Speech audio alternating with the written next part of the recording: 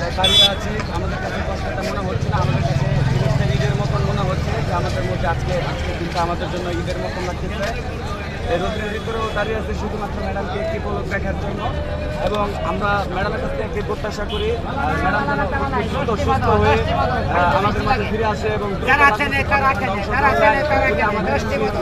আলো হচ্ছে আমাদের চোখের আলোর দৃষ্টির মতন কাজ করে উনি যখন রাজপথে আসবেন তখন রাজপথ আরো উজ্জীবিত হয়ে যাবে, আমরাও আরো উজ্জীবিত হয়ে দেখা যাচ্ছে যে গণতান্ত্রিক সরকার প্রতিষ্ঠান লক্ষ্যে আমরা সুস্থ একটি নির্বাচনের দিকে ধাপে ধাপে এগিয়ে যাব এবং সুষ্ঠু নির্বাচনের মাধ্যমে গণতান্ত্রিক সরকার প্রতিষ্ঠিত হবে। আমরা বাংলাদেশ জাতীয়তাবাদী ছাত্র দল দেখিয়ে দিব জনাব তারেক রহমানের নেতৃত্ব কতটা সুবল এবং সুশৃঙ্খল। আমরা ধানের শীষকে জয়যুক্ত করে আমরা পরবর্তী প্রধানমন্ত্রী হিসেবে আমাদের দলীয় কাঠামো হিসাবে যে আসবে আমরা তাকে সমর্থন জানাই।